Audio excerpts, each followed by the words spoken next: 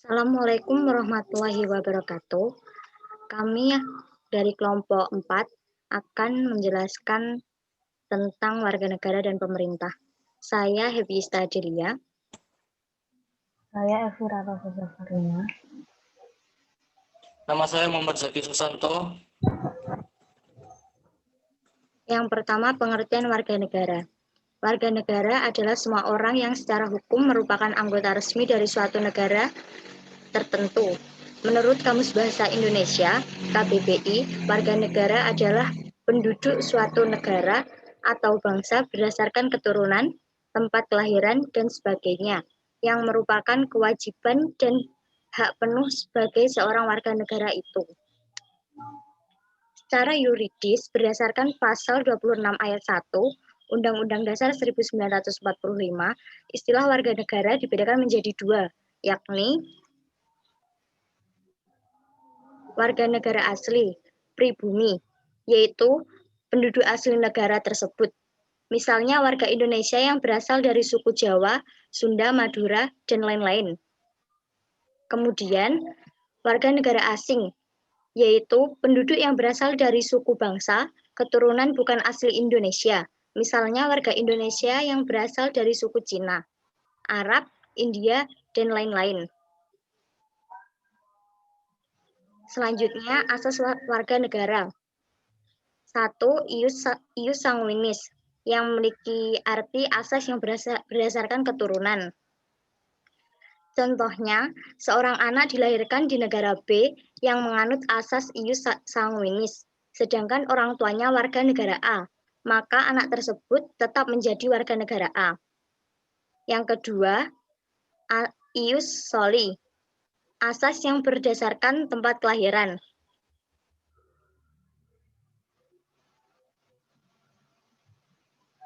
Misalnya, seorang anak harus menjadi warga negara B karena anak lahir dari negara B meskipun orang tuanya warga negara A.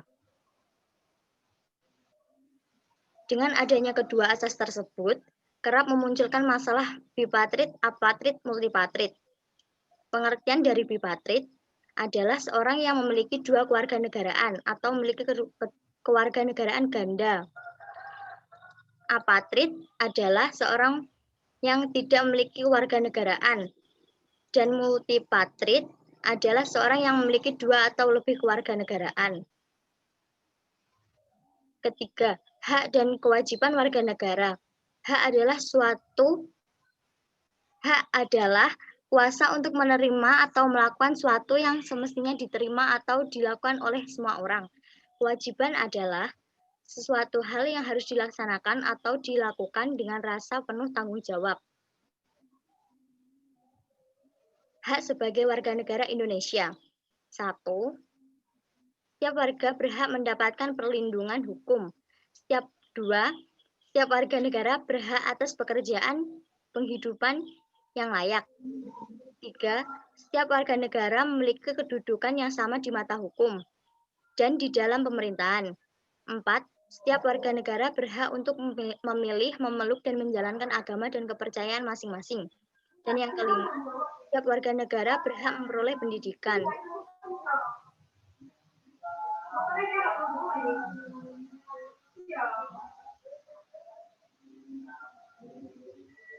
Selanjutnya yaitu kewajiban sebagai warga negara. Yang pertama, setiap warga negara memiliki kewajiban untuk berperan serta dalam membela, mempertahankan kedaulatan negara Indonesia dari serangan musuh. Yang kedua, setiap warga negara wajib membayar pajak dan retribusi yang telah ditetapkan oleh pemerintah pusat dan pemerintah daerah. Yang ketiga, setiap warga negara wajib mentaati serta menjunjung tinggi dasar-dasar negara, hukum, dan pemerintah tanpa terkecuali, serta dijalankan dengan sebaik-baiknya.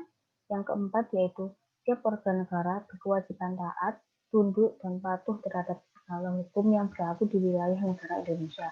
Yang terakhir yaitu setiap warga negara wajib untuk turut serta dalam membangun bangsa agar bangsa kita bisa menjadi berkembang dan maju ke arah yang lebih baik. Selanjutnya, Pengertian pemerintah dan pemerintahan. Pemerintah yaitu sekelompok orang atau organisasi yang diberikan kekuasaan untuk memerintah serta memiliki kewenangan dalam membuat dan menerapkan hukum di suatu wilayah. Pemerintahan. Pemerintahan adalah proses atau cara pemerintah dalam menjalankan wewenangnya di berbagai bidang seperti ekonomi, politik, administrasi, dan lain-lain dalam rangka mengelola berbagai urusan negara untuk kesejahteraan masyarakat. Fungsi dari pemerintah sendiri yaitu yang pertama pelayanan, meliputi pelayanan publik dan pelayanan sipil yang mengedepankan kesetaraan. Yang kedua yaitu pengaturan, membuat pengaturan perundang-undangan yang mengatur hubungan manusia di dalam masyarakat agar kehidupan berjalan lebih harmonis dan dinamis. Yang ketiga yaitu pembangunan. Pemerintah sebagai pengaju pembangunan, baik infrastruktur maupun pembangunan sumber daya manusia di wilayahnya. Yang keempat yaitu pemberdayaan. Pemerintah berperan untuk mendukung otonomi daerah, sehingga masing-masing daerah dapat mengelola sumber dayanya secara maksimal. Selanjutnya, tujuan dari pemerintahan yang pertama yaitu melindungi hak asasi manusia, kebebasan, kesetaraan, perdamaian, dan keadilan bagi seluruh rakyat. Yang kedua yaitu menjalankan konstitusi sehingga setiap warga negaranya bisa diperlakukan dengan adil. Yang ketiga yaitu menjaga perdamaian dan keamanan di dalam masyarakat dengan menerapkan hukum secara adil. Yang keempat yaitu melindungi kedaulatan bangsa dari berbagai unsur yang mengancam baik dari dalam maupun di luar. Yang kelima yaitu membuat dan menjaga sistem moneter sehingga perdagangan di domestik maupun internasional bisa berjalan dengan baik. Yang terakhir yaitu menarik pajak dan APBN secara bijak sehingga pengeluaran negara tepat sasaran.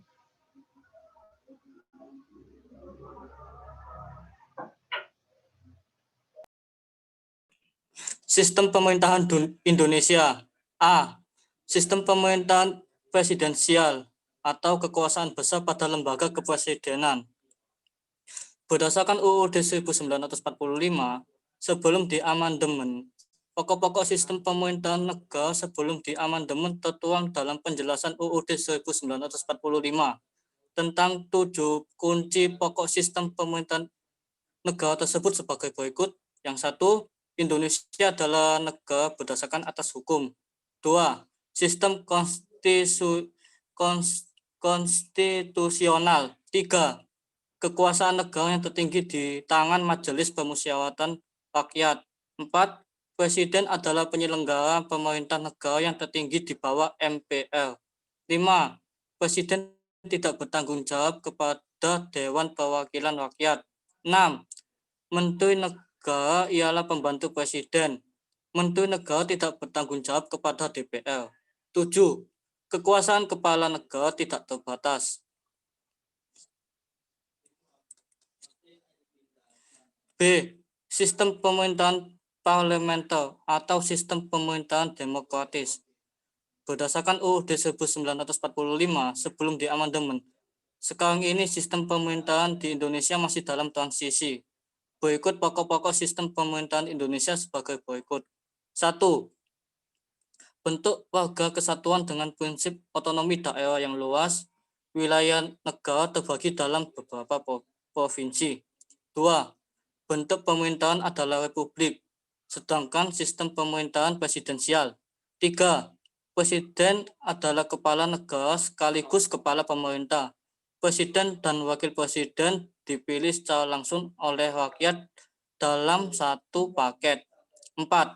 Parlemen terdiri atas 2 bagian, bikameral, Dewan Perwakilan Rakyat dan Dewan Perwakilan Daerah.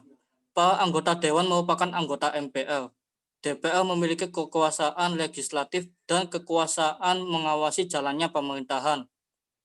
5. Kekuasaan yudikatif dijalankan oleh Mahkamah Agung dan Badan Peradilan di bawahnya. 3 masa pemerintahan Indonesia. 1. Orde Lama.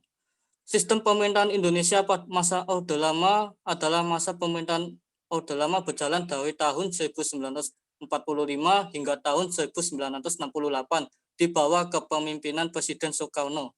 Penyebutan masa Orde Lama merupakan istilah yang diciptakan pada masa Orde Baru. Sebenarnya Soekarno ini tidak begitu menyukai istilah Orde Lama ini. Ia lebih suka menyebut masa kepemimpinannya dengan istilah Orde Revolusi. 2. Orde Baru. Sistem pemerintahan masa Orde Baru ini dipakai untuk memisahkan kekuasaan era Soekarno, Orde Lama, dengan masa kekuasaan era Soeharto. Era Orde Baru juga digunakan untuk menandai setelah masa baru setelah ditumpasnya pemberontakan PKI. Sistem pemerintahan presidensial juga terlihat ditonjolkan. Kemudian Soeharto menetapkan demokrasi Pancasila sebagai sistem pemerintahan Indonesia. Yang ketiga adalah masa reformasi. Masa reformasi dimulai dari tumbangnya kekuasaan Soeharto pada tahun 1998 hingga sekarang ini. Pada era reformasi, pelaksanaan sistem pemerintahan demokrasi Pancasila diterapkan sesuai dengan asas demokrasi yang berlandaskan Pancasila. Pada era ini, pemerintahan memberikan ruang gerak kepada partai politik dan DPR untuk turut serta mengawasi pemerintahan secara kritis.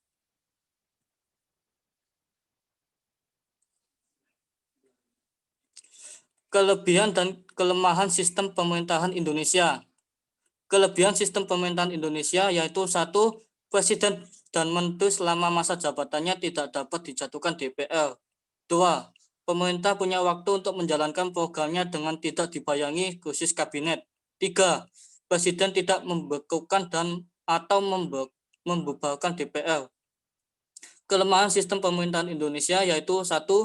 Adanya kecenderungan terlalu kuatnya otoritas dan konsentrasi kekuasaan di tangan presiden.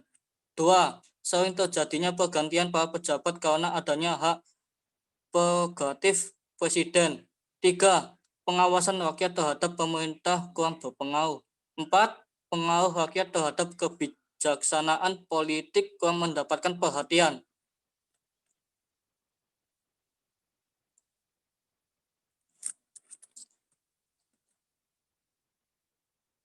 Sekian dari kelompok 4, kurang lebihnya mohon dimaafkan.